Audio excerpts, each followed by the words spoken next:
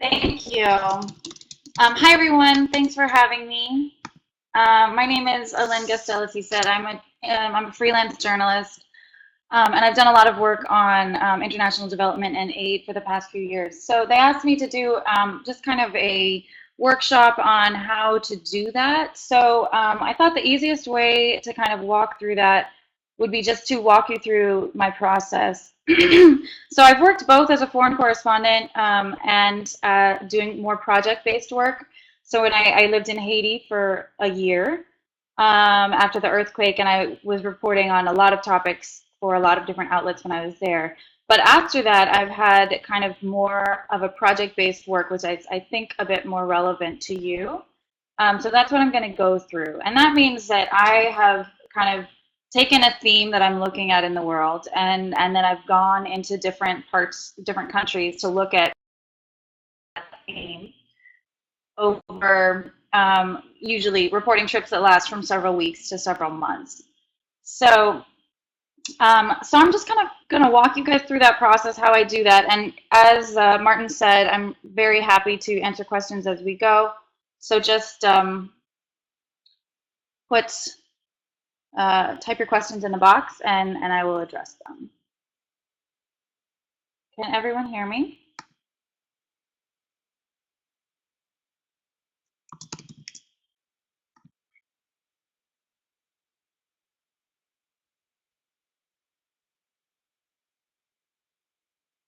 Okay, so I'm going to start. This is just a little PowerPoint. I'm not a PowerPoint expert, so it's a bit dry, but I'm just gonna. I wanted to kind of put the PowerPoint together so that you can see it afterwards, because there's a lot of links, etc., that I'm going to be showing you that you can then access later, which I hope will be helpful for reference. So the first thing is you need to find your story.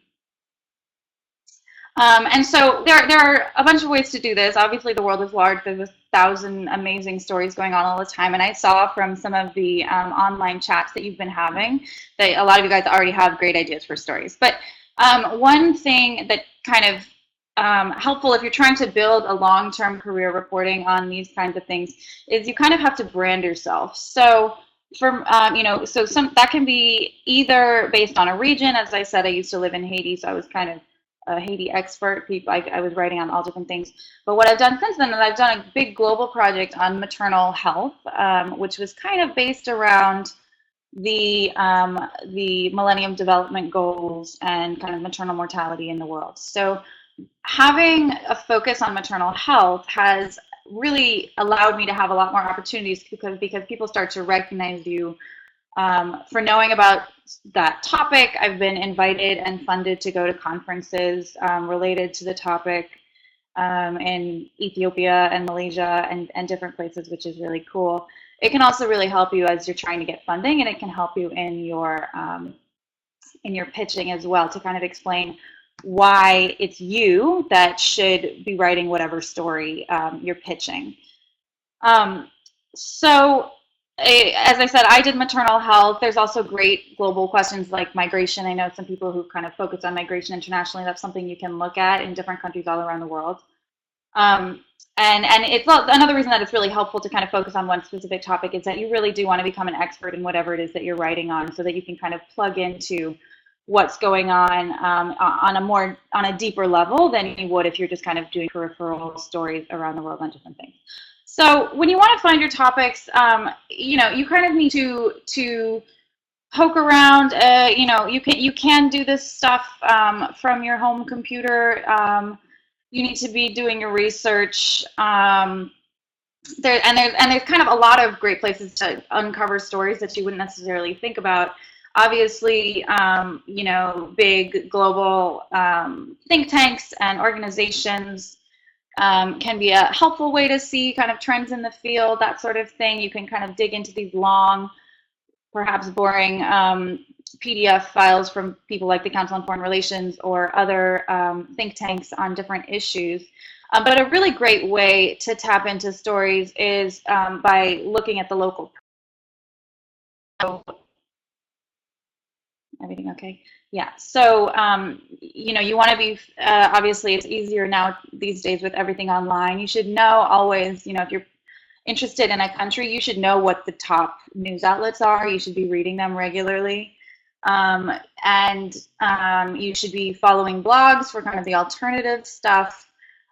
You can also try to tap into the immigrant communities in your own country. So, for example, before I moved to Haiti, I was living in New York reporting on the United Nations. And so when I started reporting on the earthquake, which happened while I was in 2010 when I was in New York, I started just spending a lot of my reporting time in Brooklyn, which is where a lot of Haitian immigrants live. And I connected with various kind of immigrant NGOs, and they were telling me things that were happening that I'd never read about in the news, that I'd never that I'd never heard of before. That's definitely not making it into the official publications, much less the international press. So there's all the tiers of information that's trickling out of places, and you want to try to get as deeply as you can. Another thing I like to do for various topics to kind of find new angles, etc., is to curate both Twitter lists and Google alerts. So I'm just going to show you that really quickly. Hopefully this will work. I'm going to show you my desktop just to kind of show you the Twitter list that I curate. Okay.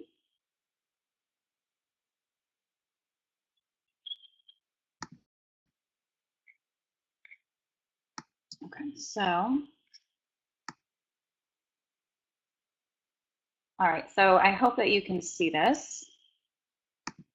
But here's my feed.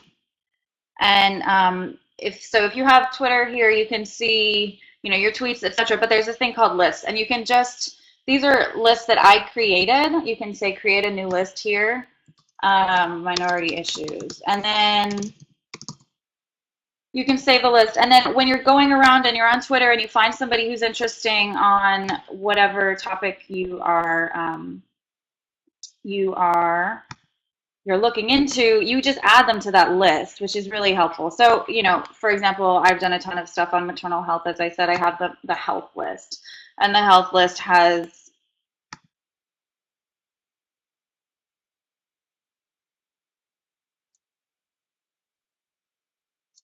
oops, I'm sorry. Oh, I'm sorry. I just realized I turned off the stop button. Hang on, let me turn that back on. Desktop.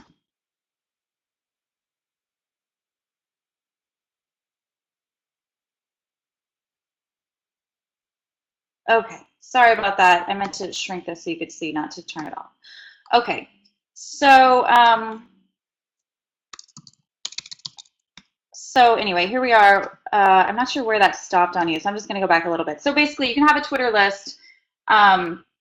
This is something that if you go to your profile, this is mine. Follow me on Twitter if you want. You can go to your lists, and then you can have it, as I was saying, by whatever kind of category you want. So I was showing the health list, which I created when I started doing this project on maternal health. And so then as I'm going around, I'm searching on the internet, or I'm following hashtags on different conferences, or finding interesting writers who wrote an interesting piece, etc. I just say add them to a list. And that's really easy then when you're like, oh shoot, what's going on in maternal health right now? Like, oh, okay, I can just look at my maternal health list. I know who the main players are. And then you start to notice, if some new trend or new interesting thing is coming up, and that's cool. Another way, what? Oh dear, I'm sorry. Oh.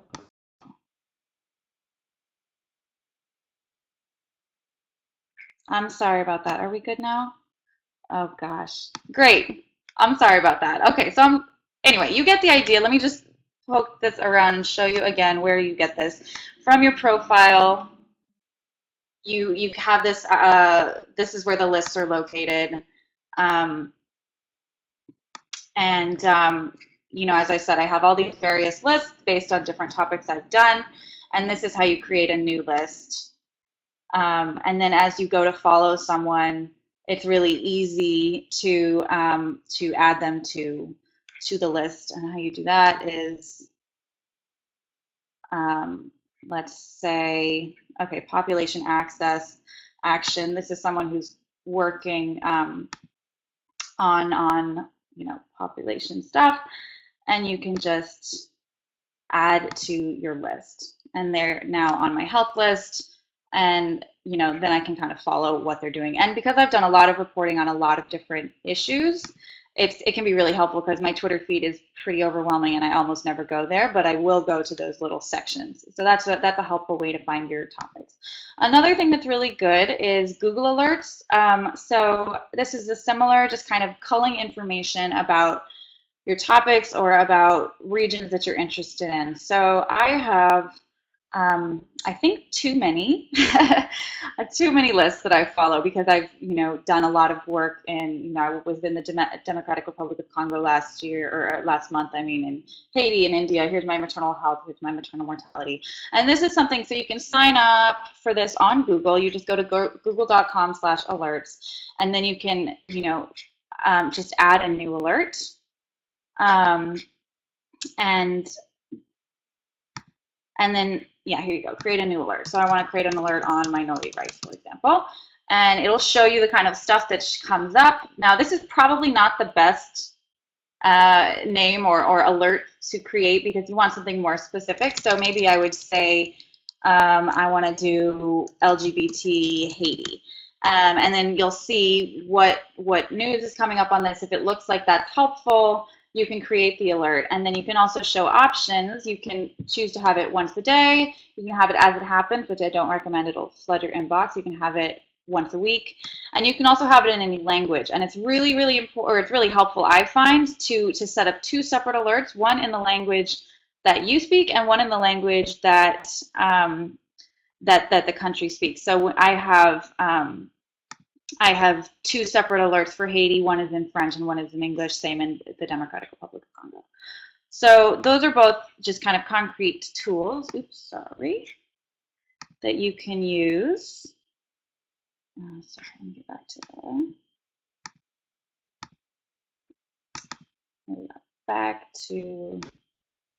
the presentation. All right. So those are really helpful ways to find stories. The other thing is also read the newswires. So you'll often the best stories come out of really, really tiny little news stories that you find. So the kind of 3-sentence stories that are in the back of the New York Times or whatever, they can be really, really interesting. So for example, last year in September 2013, there were a couple little stories that came out about this new court case in the Dominican Republic, and what had happened was there was this woman who was of Haitian descent living in the Dominican Republic, and she had been denied her identity card when she went to apply for it, and that's because she was told that because she had a Haitian name, she wasn't eligible for the identity card. So this is obvious. And it turns out that this is something that had been happening over the years to various people of Haitian descent who were living in the DR, and it kind of built up into this big court case that happened. And so I read about it in September, and I was like, wow, that's crazy, because what they ruled was not only that she couldn't have her identity card, and the case went all the way to basically the Supreme Court or the Constitutional Court in the Dominican Republic. They ruled not only that she could not have her identity card, but they also ruled that nobody else, or that the government had to go through and find anybody else who had a similar status and revoke their identity or their nationality as well. So that meant that there were about 200,000 people who were rendered stateless with that court ruling, because these are all people who were born in the Dominican Republic, but usually to Haitian parents. And they were suddenly told that they were no longer Dominican. Most of them had never been to Haiti. They didn't want to go to Haiti. And they were told that they were no longer a citizen of the country where they lived. So I followed that when it happened in September, and there were a few news stories that came out about it.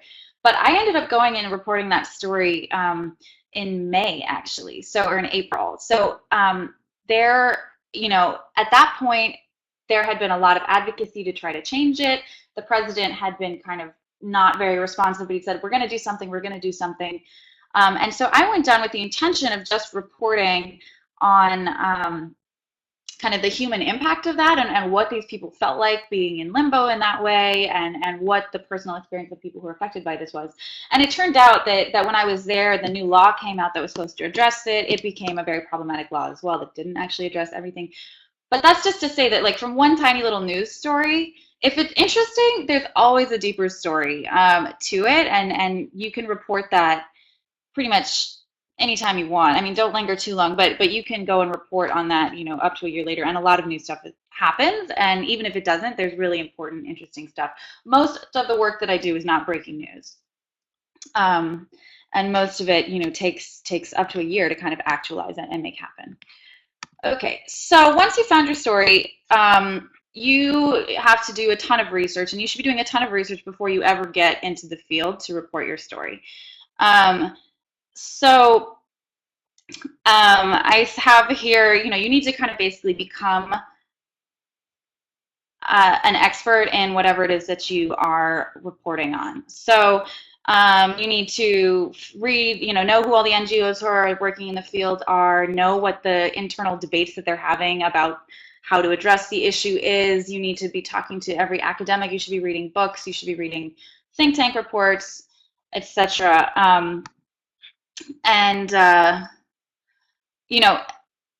It's really important that I always apologize to the first in-person interview that I do on a given topic, because I say, I'm so sorry, you're the first person I've really talked to about this, so I'm going to be kind of ignorant, because by the end you should be having conversations that are basically just two experts chatting together about the super deep intricacies of what you're reporting on. Only at that point are you really ready to kind of bring that back in a simplified way to your readers.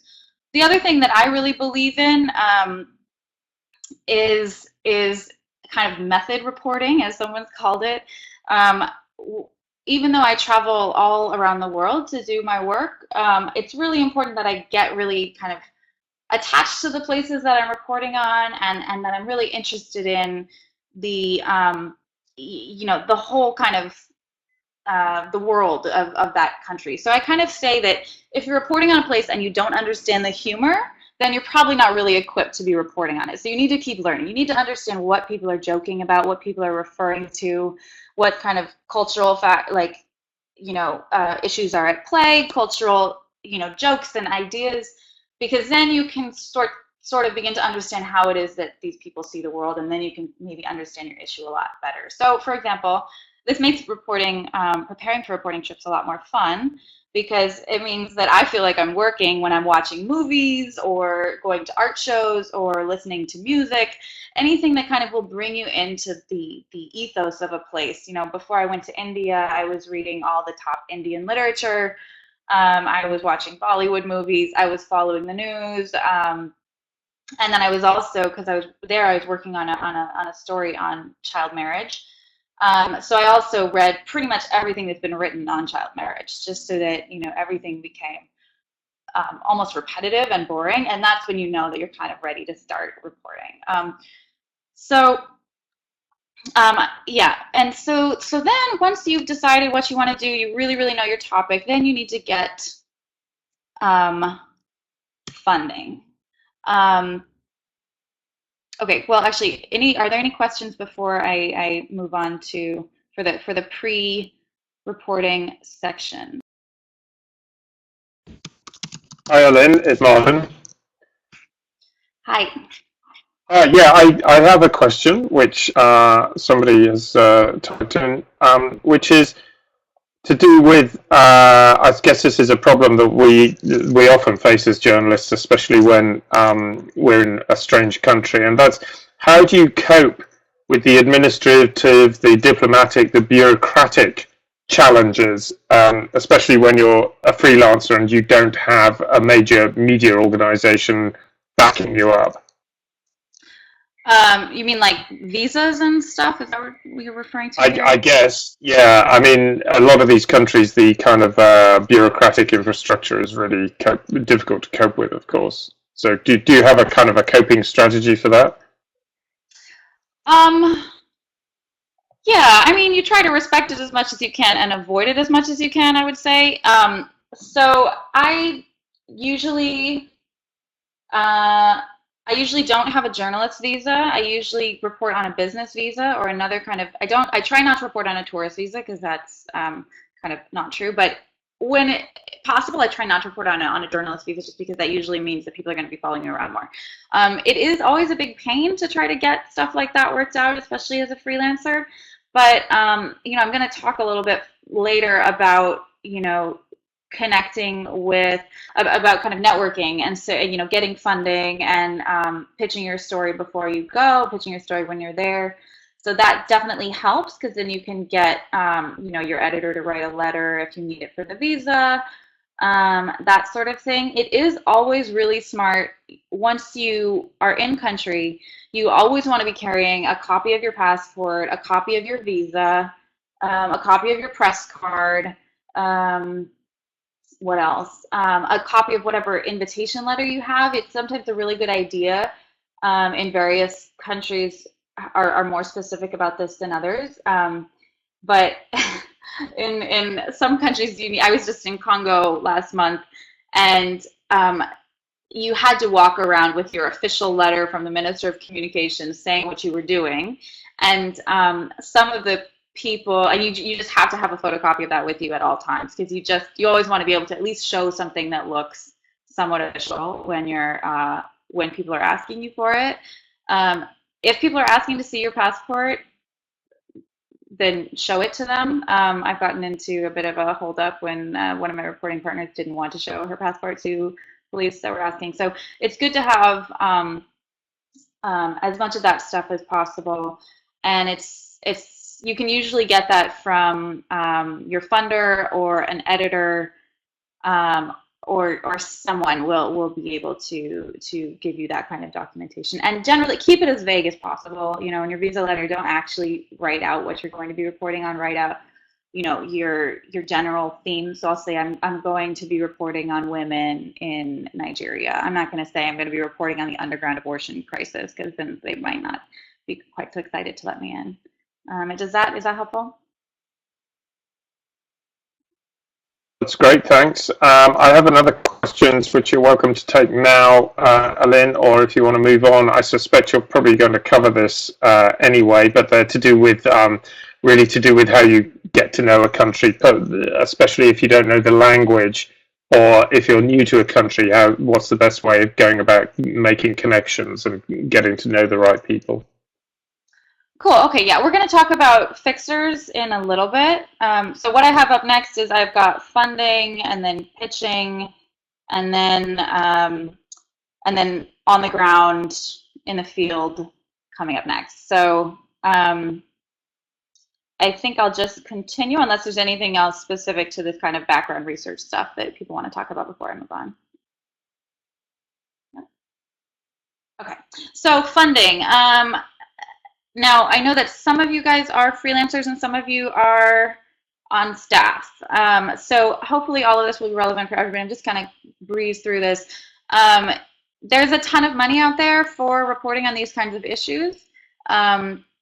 So you just have to ask for it. You just have to try for it. I've put, you know, I mean, you guys are all going to have these slides after, so you can go and check out these links that I have here. The Pulitzer Center is an awesome resource. They will do, you self-design the project, and they'll fund it usually up to about $10,000.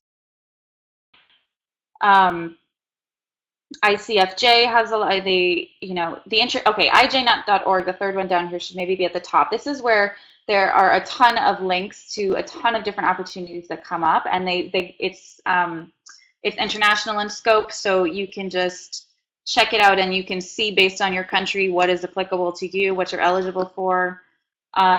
International Reporting Project is an American-based. They work with journalists from all over the world. Journalismgrants.org, I want to say you guys are well placed for, because those are European specific, and they do funding for development projects and human rights issues and that sort of thing. So the thing is, you know, again, you need to do a ton of research before you apply for these grants, and it can be really, really, excuse me, frustrating because you know, you really do have to know your topic to get these grants. You have to do a ton of research, which is why I kind of harped on all that before. You need to be very prepared. They're probably going to want to call and talk to you and ask you more questions on your stuff, and it can be really frustrating if then you don't get the grant. But you can always reuse the research that you've done to apply for a different grant. But when each grant that you apply for, make sure that you really understand what it is they're looking to fund, and write your application tailored to that. So they're all going to have a specific focus. Maybe someone's really interested in new media and social media. So for that one, you need to be, you know, talking about how you're tweeting all the time or whatever it is. Maybe somebody's really interested in, you know, they're looking for some environmental type project. So in what way is your project environmental? And you really only want to apply if that actually applies. So the other thing is always make sure that you're looking at who's funding this, and is it editorially independent. So this is a whole new world of grants for freelancers and grants for journalists in general. But make sure that you are not out there on some curated trip with an NGO that they call a reporting trip, where they're just going to walk you around and show you their projects and ask you to basically write press releases. Like, that is not interesting, and that's not journalism, and it can be really easy to get sucked into those. So make sure, you know, ask who their funders is, ask to what extent they are, just ask about the editorial independence of the organization. Let them know, you know, that they can't see your work before you publish it, etc. You often will need a letter for you. You know, the other thing is everyone should be asking whoever you're writing for to pay for your expenses. This is really important. A lot of places don't pay for expenses still, but a lot of places do, and they won't unless you ask. And it's very easy for freelancers to get super exploited out there, but the thing is that a lot of people don't know that you can say, like, so what's your policy towards expenses? How much can you help me with my expenses for this project? Now, it's rare. It's happened, I think, once that an outlet sent me somewhere specifically with a $10,000 budget to report something. That's awesome. That's pretty rare. But usually people will say, I can give you $1,000 for expenses. I can give you $500 for expenses, but only if you ask. So make sure you ask that. And then,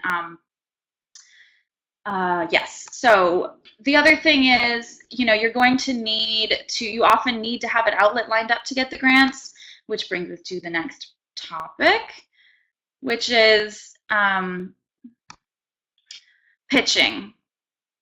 So to get your grant, you sometimes already need to have pitched something, which is a very awkward position to be in, because then you have to be writing to the editor and saying, hey, I've got this awesome story idea, if I can get the funding to go do it.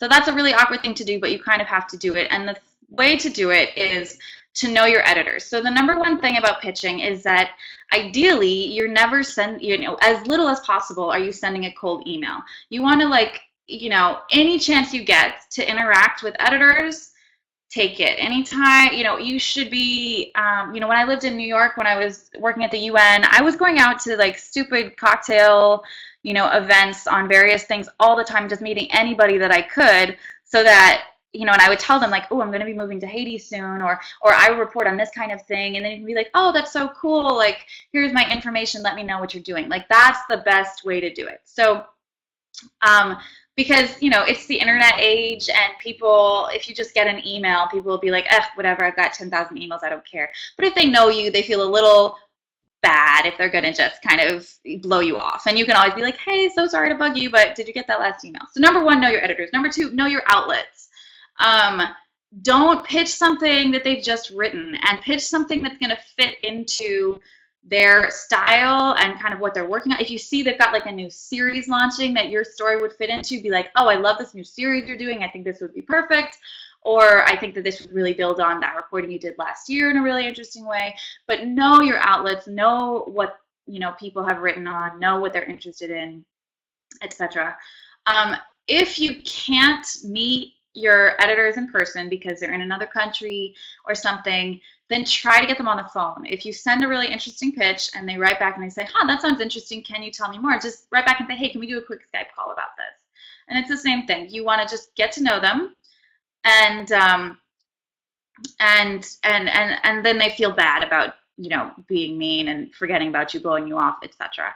You just want people to see you as a person who's out there in the field, and that's important for getting your stories out there, etc., and also for your safety in the end. So I've attached a couple examples of different pitches too. I don't identify as being awesome at pitching over email. I tend to make them too long. It's kind of a complicated thing because people your initial pitch needs to be very quick and pithy and interesting. So 4 sentences, let's say. But then they're going to write back to you and ask you questions. So that's why, going back to my very first stuff, you need to know your topic. You need to be able to, when they write back and they say, oh, but what happened about this in this time, or what did that person tell you about this? You need to have an answer. So you need to be doing a lot of reporting before you ever get to the pitching or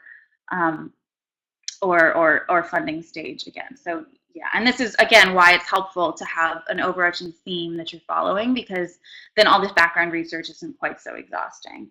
So I'm not going to read these just because they're just here for an example. You can go back and look at them if you ever need an idea. I mean, these were all successful pitches, so maybe they're okay if you ever want to look back and see kind of how I've written them before.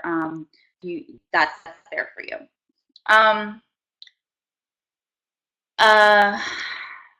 Okay, I'm just going to breeze through all 4 of these things, and then we can talk about them because I feel like there's going to be a lot that's kind of all integrated. Safety is really important. There are resources out there for people to get training in reporting abroad and reporting in hostile environments. I've done 2 hostile environment trainings. I did mine with RISC, which is the first one up here, and also with journalist security. They're a new one, and but they're doing international stuff. Both of these organizations do trainings all around the world, so you can kind of look on there, apply, ask them if they're ever going to be in your area, etc. Other good resources, because I don't know that much about who's training in Eastern Europe, but CPJ, which is the Committee to Protect Journalists, or Reporters Without Borders, definitely would know. So you can look on these websites, see if they have resources that are interesting to you, and then you can always email them and ask, how can I get a safety course? Now, it's really important, even if you're not reporting in a war zone, that you take a hostile environment training course, because a lot of the places that I've reported, there's no functioning hospital for 12 hours or something, if I even had a car with me right then. So if my reporting partner, breaks her leg, I need to know how to splint her up and take her down the hill. Even if there's no bullets flying anywhere, you just need to know there. And there's other things like cybersecurity and just various different issues that will come up kind of regardless of what you're reporting on. So those are really helpful. The Frontline Freelance Register is another freelancer organization that kind of compiles a lot of safety tips for journalists, and I believe they have online training safety seminars as well. So hopefully check those links out. The other thing is, if you're going someplace really hazardous, look into getting short-term insurance. Some of these cost about $10 a day, and they'll cover you for up to $50,000 for medevac. They'll cover you for various different things. Take a very close look at the policies. For example, I was asked to go and report on Ebola by an outlet, and the outlet, I eventually decided not to go because the outlet didn't want to guarantee that they would pay for my medevac if I got it, which I thought was completely disrespectful, so I didn't go. But at the time, I was looking into various insurance options to cover that. A lot of them, April was still covering Ebola. Tangiers was like on the border of stopping to cover it. But the important thing in this is that even if they covered the country where there still is Ebola, they only would cover medevac expenses up to $50,000. And if I wanted to come back to the States as opposed to flying to Europe, which I would have wanted to, that costs $100,000. So make sure when you're looking at your insurance policies, you check for all of the details to make sure that it's covering what you're actually covering. Make sure you have your dates right. I know someone who was in Uganda, had a heat stroke. They called his insurance to get him medevaced out, and they were like, oh, you had a typo on your application, so you're actually not eligible right now, sorry. So get your details right, but insurance is a good idea. Okay, now coming up to that question that you guys asked a long time ago. In the field. So ideally you've been you know, following your country from afar. You're listening to the radio. You're following all the cool new artists on Instagram and seeing what they're talking about. Like, you're following the journalist organizations there. You're following the health organizations there. You're following whoever's just a regular tweeter. I mean, the Haiti Twitter sphere is crazy. Nigerian Twitter sphere is crazy. You can really find out a lot about what's going on the ground before you get there. But once you get there, it's definitely a good idea to have a fixer. A fixer is someone who translates for you, and also who explains what's going on. So they're the kind of person who'll be like, you have to take your shoes off before you go inside here, or like, don't shake that guy's hand. You know, he doesn't shake hands with women, or you have to eat this lunch that they're offering you, even though they're really poor. Whatever it is, they'll kind of translate the cultural issues for you, and they'll also explain things because they know basic stuff. And for me, I usually become really, really good friends with my fixers because I work very, very long days in the field. We're hanging out all day. There's a lot of driving around and waiting in traffic, and you know, you just get to know your fixers. I also kind of do it on purpose. Like the first day or something, I take them out for a drink, or you know, just talk about whatever it is that they're interested in, just so that people kind of get on your side, and then I stay in touch after the fact. I mean, I'm super tight with, you know, the person who was my fixer in Senegal. We chat about everything, and you know, that's really helpful because then when you're doing the writing after the fact, you can write back and be like, wait, can you double check that this is, you know, can you call that person back and ask what happened when she had her baby, or can you double check on this, that, or the other thing? Or, you know, in Mexico, I called my fixer to have her explain to me, you know, how the parliament system is set up there, which I mean, I had read about online, but I was confused about what somebody had said about, you know, how something had passed in a certain committee but hadn't been heard. So I called him and was like, I'm sorry, this is basic high school stuff, but can you explain what that chain of command is? So fixers are really important. The other thing is sometimes you can have one fixer. In Senegal, I had one fixer. Nepal, I had one fixer with them because I was working in really remote places, and there was not going to be anyone who spoke English or French in the far areas where I was working, so I had to bring my fixer with me.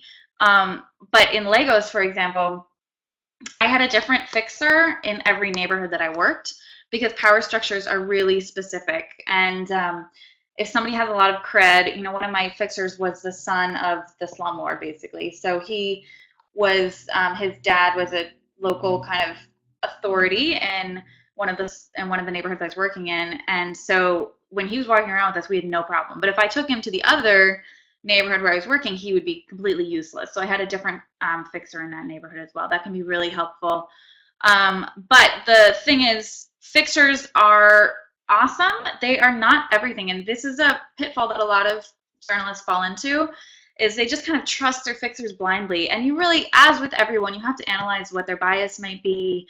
You have to kind of just know who they are. What's their personality? You know, if my fixer happens to be, you know, a really awesome feminist activist in her free time, you know, I'm not going to take what she says about the male hierarchy without any salt. You know, I'm going to be kind of listening to her, but listening to other people too, because, you know, your fixer is one person, as with everyone. Okay, so let's take a break there and see what kind of questions you guys have.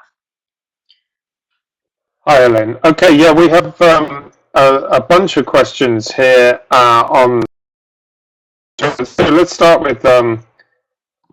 with fixers first, because I've had quite a few about that. So there's a number of questions here about how do you find fixers that you can trust? Do you work off recommendations from other journalists, for example?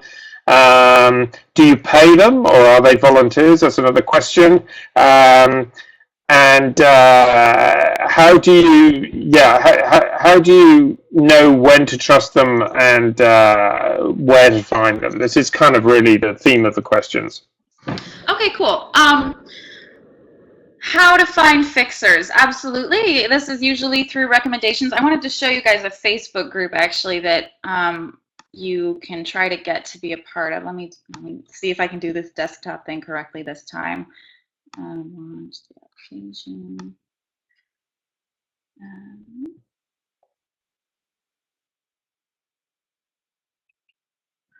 Okay, full screen.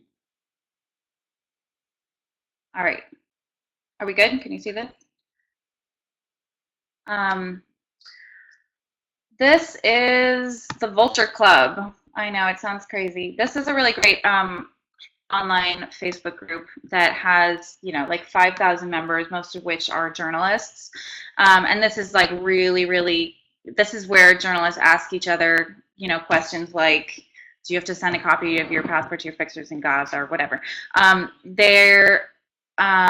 This is also a really great place to find fixers. You can post and say, hey, I'm looking for a fixer in Mexico City. What do you recommend? And people will kind of recommend it for you. So this is the kind of thing, if you want to be a part of this group, you can email me and I'll try to invite you to it. There's also another one called the New Vulture Club, which is a smaller one, same deal. And that's a really great way to find fixers. You can also, and you also just kind of ask around. So, it's amazing. In this community, people really move around a lot. So, someone that I knew from Haiti moved to Mexico, ended up being really helpful in finding my translator there. So this only sometimes works. So, asking colleagues, putting it out there, checking in things like the Vulture Club. I know the International Reporting Project. Also, if you've ever gotten a grant from them, you can there's a group listserv for them as well. They recommend it. Anybody, if you've seen work from a journalist in a country but you don't know that journalist, just reach out to them and ask. Most people are really open. I think Light Stalkers does a similar thing for photographers. I don't know because I'm not a photographer, but so there's a lot of places like that. The other thing, how do you trust your fixers? Great question. How do you trust? Yes, you should go with a recommendation if you can. Otherwise, you just kind of have to vibe it out, I would say. Some of the places I've worked, the fixers, in Nigeria, for example, I was recommended certain fixers that people had swore by, and they had great experiences with them. But when I met them, they were insane. I was doing a project on underground abortion, and the guy was like, oh, you have to send 3 letters before you can ever meet with this doctor at the state hospital. But I just walked into the state hospital and I got to know the obstetricians that way, and everything was fine. So he was kind of putting up all these barriers, and he ended up introducing me to some random family doctor who didn't even do abortions for an interview that was totally worthless. Whereas, by working with these local, people who, like I said, the son of the slumlord, basically, we had great access, and he knew everybody, and that was really helpful. So, you just kind of have to feel it out. And do you pay your fixers? Yes, I pay my fixers. It's kind of crazy to ask people to. We're freelancers, so you have to respect labor. And if you want people to work for you, you should pay them and agree. Ask them what they want to be paid. Usually is a good way to start with it, because it really is. Some places, if the going rate, I would say, for fixers that work with international journalists is about $100 a day. That pretty much everywhere is just about the going rate I've found. But if you are working with people who are local, so in India as well, I worked with a woman who was just one of the only Dalit, which is the untouchable caste, women who had actually gone to school until she spoke English. She's an incredible connector because she came from the community. And it would have been absurd to pay her $100 a day because it would have just created all kinds of other social complications for her to make that kind of money. She'd never made that kind of money in her life. So that is something to keep in mind. So the best way to do it is just to ask them how much they want to be paid to start with, and go from there. Any other questions? Okay, we have another couple of questions if you'd like to take them now while we're talking about safety, Allyn. Somebody asked about taking photos in countries where photography is, maybe not culturally acceptable, or where the locals don't like non-locals taking photos of them. So in those cases, do you work with local photographers to make it easier? How does that work? Oh, that's a really interesting question. I work with, I've not worked, I've not worked with local photographers. I've had friends who are local photographers who take me around who are awesome, awesome access. I've done a lot of work actually with a photographer named Allison Shelley. We've done most of this maternal health project I've been working on globally has been with her. So she's shooting. She is American. Yeah, negotiating when and how you take pictures is really complicated, and it was something that, you know, it varies a lot place to place. In Nigeria, people are not very into getting their pictures taken, especially not when you're reporting on something as kind of taboo as abortion. In Nepal, nobody cared. Everybody was really into it. So in Haiti, people were pretty sensitive about it because they knew kind of what image they had, and they were, you know, they didn't like how the international press was kind of portraying them. And so, you know, you kind of have to feel it out. She's an amazing photographer, though, and she's really, really good at not shooting at first. So the number one way to get your to get kicked out of a situation and not be able to shoot it is to just walk in taking pictures. I mean, I would feel crazy if somebody walked into, like, you know, walked by my house and was taking my pictures. So don't do that. You know, the better pictures you're going to get are the ones that you get when you have developed a kind of close, intimate rapport with people. And so it's good to kind of take your time and develop that trust. I mean, in India, for example, we would go hang out in these villages like 4 times before ever shooting anything. And we were shooting video there too. So that's something else I was going to mention actually with kind of how you get into your characters and how you get to know the people you're going to end up profiling for your stories. It's really important to follow local kind of authority structures. So for example, in India, if we wanted to talk to young women who are child brides, we had to go into the village. We had to talk to the village, you know, leader, the male village leader first, ask for permission to talk to the midwife. Then, you know, the midwife gets permission from her husband. We talk to the midwife's husband to get permission to talk to the midwife. Then we ask the midwife if we can talk to her. And then the midwife will tell us what families have, you know, new, young, pregnant brides. And then we go and talk to the husband in that family, the father figure in that family, get permission to talk to the mother, get permission from the mother, and then we can talk to the girl. So, and then we talk to the girl, and then like a day or two later, we'll come back and actually start shooting, because, you know, and that's just kind of the way you just have to kind of weave your way in to make people feel more comfortable. And there's nothing, I mean, it's the most kind of transparent way that you can do it. There's nothing kind of conniving about that. It's also really, really incredibly important that people know what you're taking pictures for. And you can't assume that if you say, I'm a journalist and I'm working for the New York Times, that they're going to know what you're talking about. You need to be able to, I mean, I've worked with a lot of communities and people who don't know what a newspaper is, you know? So you have to say, like, do you know, I'm a journalist. Do you know what a journalist is? And they'll be like, yeah, or no, you know? And then you'll say, you know, it's like, you heard the radio. It's like the radio, except it's written down or something. And it's going to be shown in, you know, my country, but it's also going to be on the internet. So are you comfortable with that? And, you know, I've had people in Nepal, the story I was reporting on was quite sensitive. And so people would say, I'm fine with you reporting this story, you know, showing this video, even online, internationally, but I don't want you to put it in the Nepalese press. And so, you know, you just have those conversations with people. And if you're that transparent and open, you can usually end up getting the pictures that you want. Any other questions before we move on? I've got more questions than we could probably possibly answer in this session, Allyn. So I suggest we move on, and then we'll try and fit some in towards the end. Okay, cool. Great. Glad there are lots of questions. I will try to kind of rush through this stuff so you can ask them all later.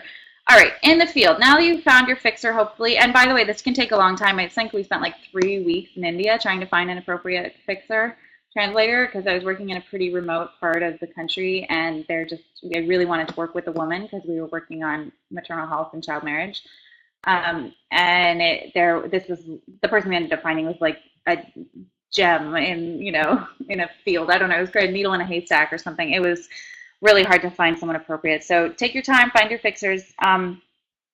Then, you know, yeah, once you're in the field, first thing I try to do is have a lot of conversations with experts. So hopefully this is already repetitive for you because you've done so much research, but that's good. Even if you hopefully already had phone calls with the major organizations working on the topic that you're doing, that you're reporting on, you should still go in and meet them as soon as you get there, because everything changes all the time. Whatever they can tell you over email is not the same. For example, in Mexico, I was in touch. I was doing a video for The Guardian on abortion, and I had been in touch with several major of the really awesome women's health organizations that are in Mexico, which has a really vibrant kind of feminist scene, which was really exciting to tap into. We've been Skyping, we've been emailing, they all knew when we were coming, everything's great.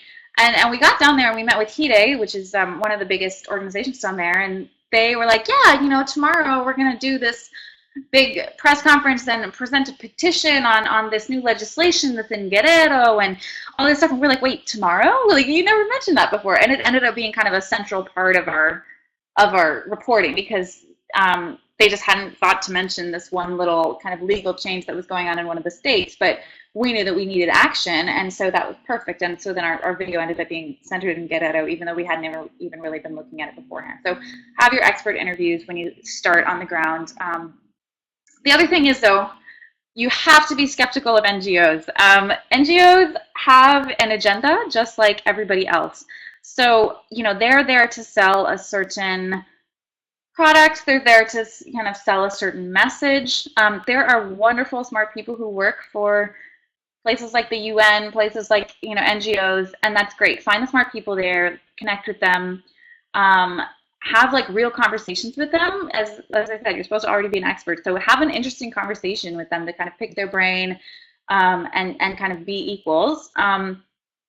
But don't rely on NGOs. The number one rule I hope that you will all take forward into your reporting, because this is just a huge pet peeve of mine, especially on reporting on development aid and poverty. Do not get your characters from NGOs. NGOs, if you're saying I want to go report on child marriage in India, you know, they're going to, if they say they know people who used to be child brides or are child brides or whatever, these are people who are already, you know, beneficiaries of their programs. They're going to have a different experience than almost everybody else, because the reason that you're reporting on something is because it's an ongoing social issue. So you don't want to go and find the one person who's already taken advantage of some NGO, and that NGO presents them to you and tells them to tell you their story, because they're going to tell you whatever the NGO told them to tell you, which is not necessarily true, and it's not necessarily the whole story, and it's definitely not the whole issue. So a great way to find your characters, you can still use NGOs to find your characters, but maybe try NGOs that aren't actually working on your topic. So for example, in Lagos, to find women who had underground abortions took a long time. I mean, I did, I would say at least 100 vetting interviews beforehand. And with girls of that age group to kind of find the people who would be my characters. So for example, I met with a youth empowerment foundation who had a girls' soccer team, and they were all teenagers. And they agreed to, they thought the project was interesting. They weren't talking about sexual health, they were talking about soccer, but they agreed to let me sit down with the soccer team and talk to them about, you know, their experience with, you know, sex, boyfriends, gender, abortion, contraception, everything. And that's really helpful, not only because it helps you find your characters, but also because then you get to kind of get a sense of what your target population is, how do they conceive of the world, you know? I did the same thing with a group of hairdressers in training who were teenagers in Lagos. And, you know, I found one woman, I interviewed 48 of these hairdressers in training, hairdressers and tailors in training. It was an economic program. One of them had a secret abortion that I found out about, and she told me about, and she ended up being a central character. But the other people had amazing stories too. Stories about, you know, about the crazy kind of power dynamics that existed in their relationships. Like, people told me beliefs that they had around contraception that I would not have heard if I wasn't just talking to them kind of freely to get at, you know, what was going on in their lives and try to track down my abortion cases. So it's exhausting, but just do it. It's really, really helpful to get a sense of what's going on in that way. and take notes the whole time because someone's going to say something crazy when you hadn't ever thought about it. The other thing is if and sometimes you are going to get your characters through an NGO. In Mexico, one of the women that I followed for that video was someone who was getting funding from an NGO to come from the state of Puebla, where abortion is illegal, into Mexico City to get an abortion. But don't ever do your interview in the organization's office or when people from the organization are there. You need to, if they're going to connect you, go and talk to them separately. Go and talk to your characters in their home. Get to know them. Spend days with them. Like, go and hang out over and over again, and really get to know them as people. I think that's really important, and that can really bring your story to life. You want to be reporting on all sides of the issue. You want all the characters in your story to be real people. So, in Mexico, for example, I spent as much time with women who had, suffered various human rights abuses because of the fact that abortion was illegal. But I also spent a good amount of time with the pro-life, Catholic activists to find out why they believed what they believed and what they believed and how they were carrying it out, and really to humanize them, because, a lot of these human rights abuses that are happening are not, perpetrators are always really complicated and really interesting people. And a lot of this stuff is kind of social dynamics that are making these issues continue. So, the people who look like a bad guy on paper when you first start to think about this, they're usually not. And it's not our job as journalists to condemn people, to preach at people. It's our job to understand why people are perpetrating what they're doing, how it's affecting people, and to report on that. So it's really important to kind of do all of this humanization and spend your time, etc. And I'm just going to show you this quote from Catherine Boo, who's one of my favorite authors.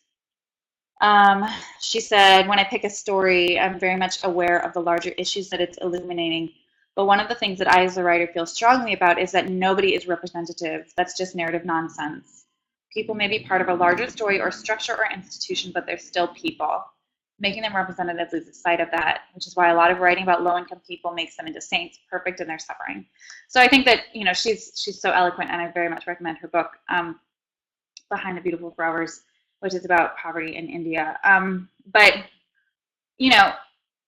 even though you are reporting on a specific topic, and so you need to find people who are experiencing that issue, everybody that you meet is a complete and interesting human being. They're not, none of them is just a child bride, or none of them is just a victim of a botched abortion. Like, get to know who they are. Why did they get that? How did they end up in that situation? What do they like? What do they like to eat? What do they like to do? What's their personality like? That's going to make your stories really pop, and that's what will kind of let you, write interesting stories that people actually want to read. Because reading about some other poor person in a random faraway country, if it's written in a kind of simplistic and patronizing way, no one's going to read that story. So, all right, we're getting there.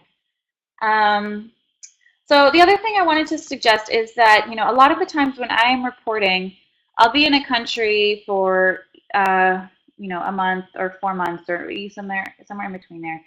I'll often be reporting on one single topic, like abortion in Nigeria, or a ritual tradition of ostracizing women who are on their period in Nepal.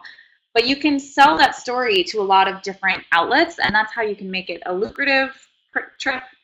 Well, lucrative is maybe a strong word, because I don't make a lot of money. But you can, pay for the trip and also get your story out. So I'm not going to read these. You can come back and read them if you want. But this is just examples of, I think this is 4 pitches I sent for Nigeria.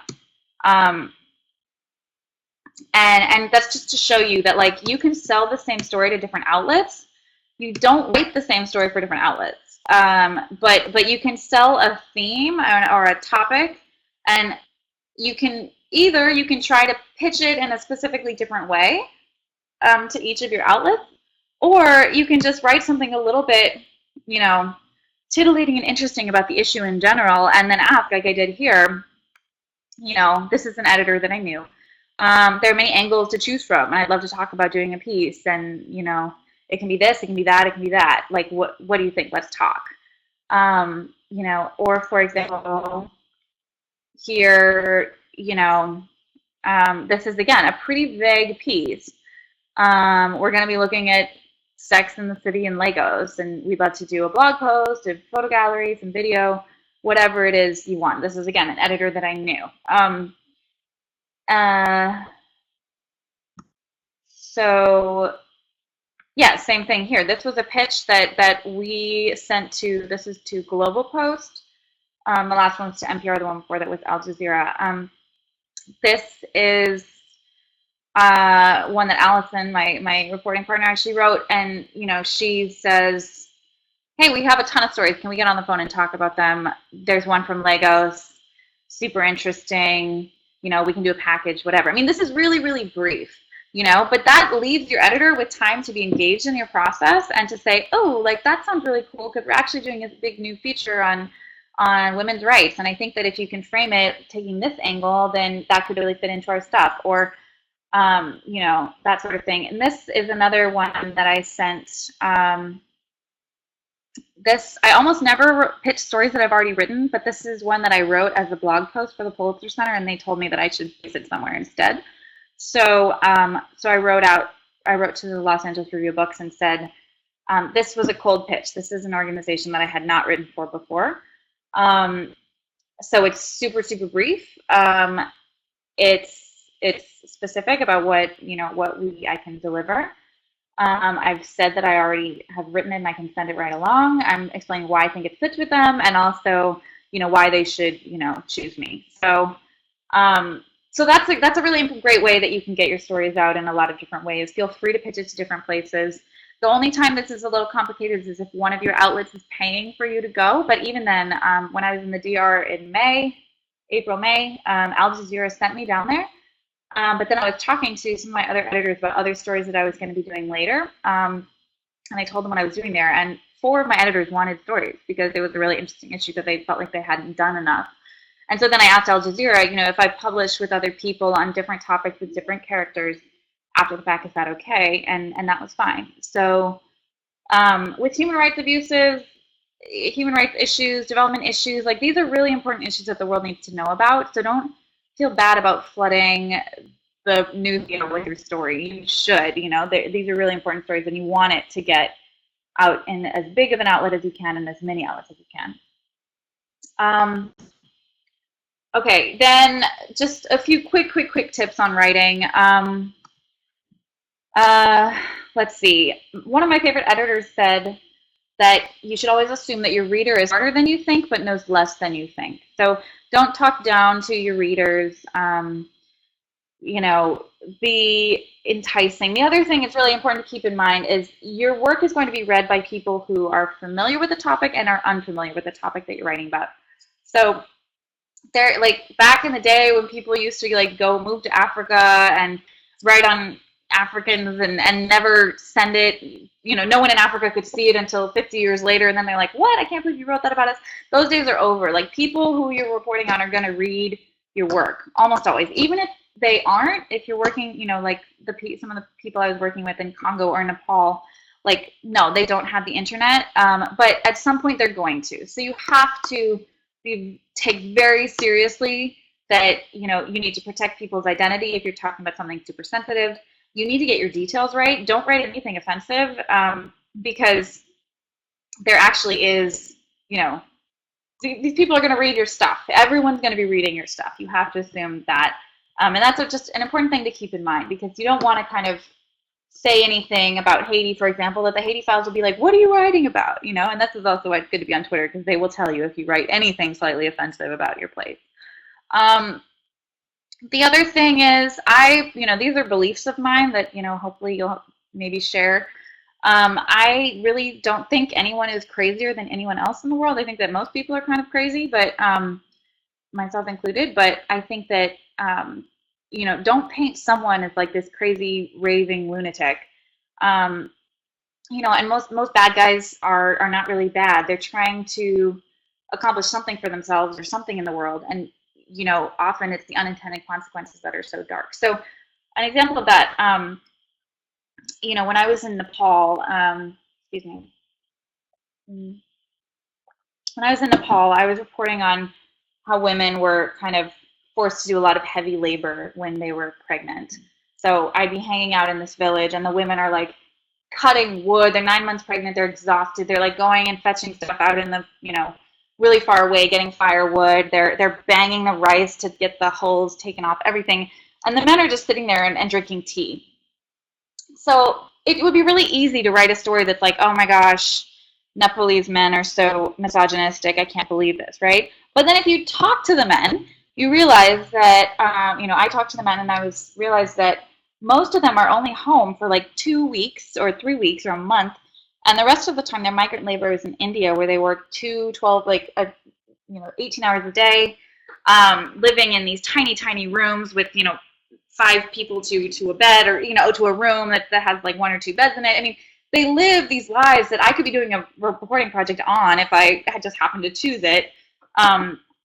And it was, there's a Pulitzer Center reporting project on migrant labor in the region that was going on at the same time as I was reporting this. And I just realized that, they look like they're lazy and they're not helping their women and they're forcing their women to all this work. But if you just dig a little bit deeper, they're victims too, and kind of the cycles of violence and the cycles of oppression. It's really important to understand, I think. So, I've heard that sort of thing. And, don't otherize people. I think this is something you guys are talking about a lot. To me, this means not that you put yourself in someone's situations where you're like, oh my God, can you imagine if I was 12 and getting married? But because people are different, people have different backgrounds, they have different ideas about their lives. It's to listen deeply to people. It's to, understand people as well-rounded, nuanced individuals, and report them that way. Don't simplify people, like allow things to be confusing, allow people to be confusing. That'll bring your characters to life. And then you're done, back to branding at the top. Share your stuff, have your Twitter, have your Facebook. Send your reporting to everyone who helped you along the way. Send it to organizations who might be interested. And be collegial. So, if you've reported on a topic, the reporting that I did in Nepal, I reported on, I knew one person who'd done a story on it in a very, very tiny international press before we went. And then I reported on this practice called Chaupadi in, where did we report it? In the New York Times, in, I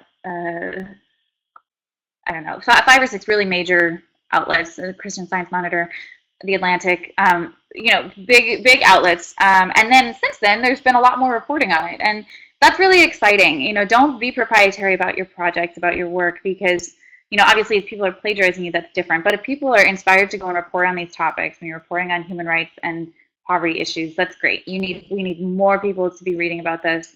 And, so share your sources. I had someone call me last week actually, and ask, they were going to do a story on the denationalization of Haitians in the Dominican Republic.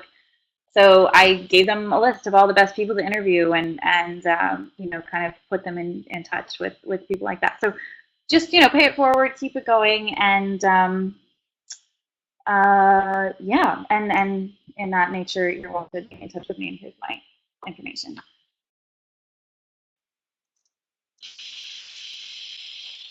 So, Allyn, thanks a lot for that. Some really interesting stuff there, and a lot of ground covered. So we're not going to be able to ask all the questions that have already come in, but I've got a couple of questions on the NGO issue. This seems to quite a few people have been talking about this. I suppose having worked for 2 big international NGOs myself, I know what it's like from both sides of the fence. But somebody made the point that if you actively avoid talking to NGOs or interviewing them or using their material, aren't you then in danger of missing part of the story? Oh yeah, I hope you didn't come out with the idea that I don't think you should be talking to NGOs. Like I said, you're supposed to be having these conversations with all the experts on the ground. Those are often people with NGOs. They're really smart people in NGOs. NGOs can give you good ideas for stories sometimes, but I'm just saying, take it with a pretty hefty grain of salt because, you know, absolutely. Like you can get incredible ideas.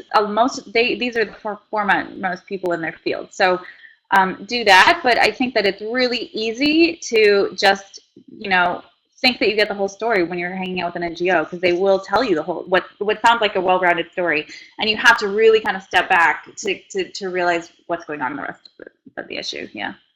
Sure, and I mean, I suppose I would add from my own experience that you need to really be wary of characters who seem to be very eager to tell their stories because they've usually got an agenda to push. Exactly. Yes. Exactly. Healthy skepticism. Yeah, absolutely. Okay, and a couple of questions about ethics. Very specific one. Have you ever decided not to publish a story for ethical reasons?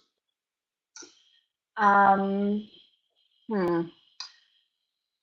Uh, I wonder what kind of ethical questions they're talking about. Yeah. A couple of other people have touched on the fact that you emphasised the need really to spend a lot of time with your characters before you even start interviewing them or shooting or whatever it happens to be. And during that time, obviously, you're going to build up a rapport with some of them. Some of them will even become friends. So how do you be careful about crossing that barrier between your kind of interviewees or your characters who might become friends, and then by reporting on them, you're in danger of breaching some sort of friendship or trust? Yeah, I mean, that's a really great point. I think you just have to. Well, I mean, some of my best editors have always said, when you're writing, you can only be writing for your reader. You can't be writing for any of your sources. That's an important thing to keep in mind. It can be really hard when you know people. I mean, I don't. I really do I'm pretty careful not to write on the work of people that I'm extremely close to. Yeah, just because that would just be hard. Because I always tend to have a kind of, critical view, by which I mean like critical thinking kind of view on stuff. And if it's your friend, they might be kind of offended on that. So I do try to be careful with that. But I think, you can like your sources. I like to like my sources without, and still be willing to paint them as complex people. I mean, when I talk about my friends, I talk about them as complex people, So I think, I guess that's how I kind of manage that. Sure. Yeah. Yeah, sorry. Go on. Other ethical stuff that comes up is I've had a couple really intense conversations about protecting the identities of the people I'm reporting on. This is something you absolutely can't compromise on. If someone gives you an interview only on the condition that you guard their identity, if the organization that you're publishing in says that they don't do that, then you have to take it somewhere else. I've sat down and schooled some very high level editors on this kind of stuff. One of the stories from Nepal was on a rape victim. They really wanted to use her name. I said, there's absolutely no way. She was an underage rape victim, minor. And, it was for the New York Times. And I was like, your columnist, Nick Kristof, got in a whole lot of fire for doing exactly this with a Congolese, rape victim. So I am absolutely not going to drag you or me through that again. And besides, she gave me this. But she also then was like, well, fine, but can we say the name of the town where she's in? And I had to say to the editor, I was like, there's the only person for whom this would have any meaning at all, what town she's in, is someone who knows her. Otherwise, saying random far western Nepal is going to be obscure enough and detailed enough for anybody outside of Nepal. So you have to stand your ground on those kind of ethical issues for sure. Sure. Okay. We've got a couple of very kind of specific and practical questions, kind of going from from the macro to the micro. Do you make notes while you're talking to people, or do you use a dictaphone, or how do you make sure that you're reporting their words faithfully? Yeah, I take notes. and if it's, I sometimes record. That's what I do. Yeah. Okay. Another very specific question. What sort of communications do you use in the field? Do you take a sat phone with you, for example, if you're in a very remote area? No, I've never had a sat phone. They're kind of expensive. I usually get a local SIM card, and I have both of my phones. I have a BlackBerry and an iPhone. They're both unlocked, so I can just switch them out. If I'm working with a reporting partner, we try to get both of the networks, or the two top networks in the country, so that it's more expensive when you text each other, but that means it's like whatever, 20 cents instead of 15 or something, and you can afford that. But then, if there's no network on one, there's maybe one on the other, and then.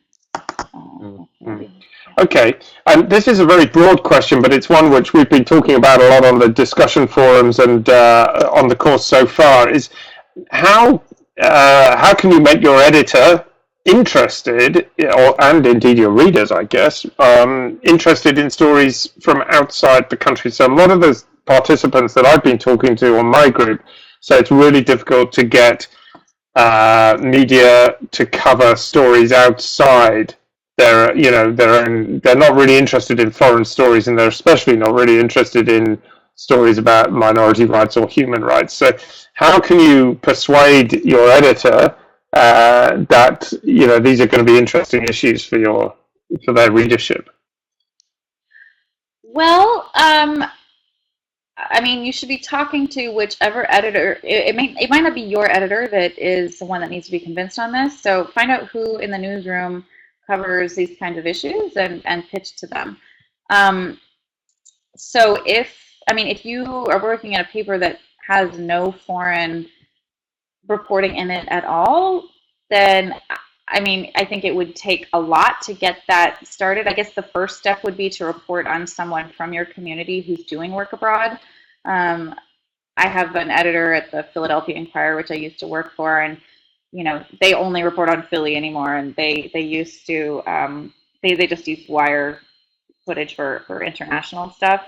But he's like, well, but if you ever find someone from Philadelphia working anywhere, like, call me up because we can do it.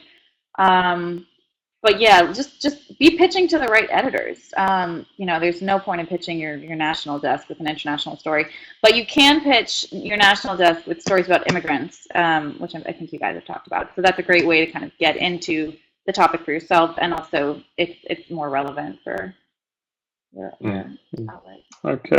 Okay. And somebody's just posted a question, which is which touches on this issue of how far as journalists we should be campaigning and pushing an agenda ourselves. So they say, how do you write in a way that combats racism and the otherization of your subjects? I would say, should you write in that way? I believe that you should. I think that's kind of why I decided to get into journalism in the first place, was because I used to think I wanted to work in aid and development, and then I realized how I just didn't really connect with that field, and I felt like there was just a lot of misunderstanding about what was going on in the rest of the world, so I wanted to write about it. I think that, how do you do that? You do that by everything I said in the writing section. You treat people as people. You don't simplify your characters into, singular victims.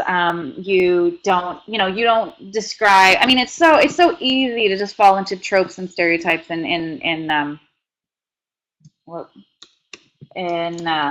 international reporting, just because, especially when you have word counts, people will be like, oh, Legos, like hot and crowded and smelly, and it's like, okay, well, just think about it, like, who's crowding this place, and what kind of people are they, what do they look like, what does it feel like, put that stuff in, and that will kind of bring something to life in a way that you haven't. I think that's the main way. Here's an interesting one. Do you think it's harder as a woman to cover stories from conservative societies? And how do you, as a woman and as a white woman, manage to make yourself kind of trusted by men in those societies? I think there are pros and cons to being a man or being a woman. I can get in with women in a way that men can't. I can also get in with men in a way that men can't. I don't know. A lot of my male correspondent friends are like, God, you guys have such easy access because everybody at least wants to talk to you. You know, that's a terrible kind of hypergendered thing to say. But it's true. I mean, people, you know, maybe some people think you're dumb, and so you can, you know, they'll tell you whatever. Sometimes they'll think you're dumb, and they'll be totally inappropriate, and that sucks too. Um, but yeah, I mean, I think both genders have ways of doing it. You know, I dress in a way that's, you know, fitting with wherever I am. Men should do it too. This goes for men and women. You know, don't wear shorts to a business meeting anywhere in the world, regardless of how hot it is.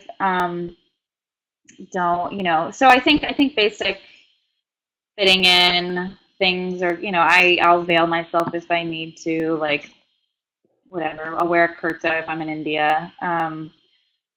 You just want to be respectful and blend in as much as you can. I mean, I speak a lot of languages too. That really helps a lot.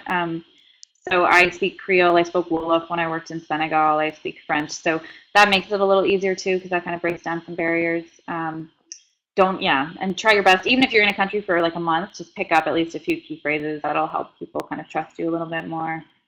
Sure. Yeah. I mean, okay. I met the head of the mosque. I mean, I've met the top imam in Lagos. Like, I really haven't had a problem talking to.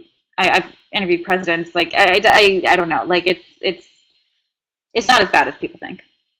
Sure. Okay, cool. Okay, we're nearly towards the end of the webinar, but a couple of questions specifically about pitching. And this one is something that's dear to my heart as a kind of with my TV and filmmaking background. When you're pitching, is it a good idea to include not just a text pitch, but a multimedia pitch? So if you've already got some film clips or some photos or some graphics or whatever, is that a good idea to include? Yeah, totally. If that's what you want to sell, pitch whatever you have. In the pitches here, let's see. I have, you know, yeah, I have a photo essay to go with this, or I'll say, you know, hey, we can do a package here with video, photos, and text, blah, blah, blah, blah, blah. I don't send my written piece when I pitch, and Allison doesn't send her photos either, but you can see both of our, we'll link to if we publish anything else from the place, and we both have our websites, which are pretty illustrative, so. Okay, and I guess that kind of feeds into the other question about pitching, which is at what stage do you do the pitching? I mean, you covered this partly. You know, do you wait until you've got a story already, or you just have a vague kind of outline of what the story might be, or so? At what stage is it better to pitch?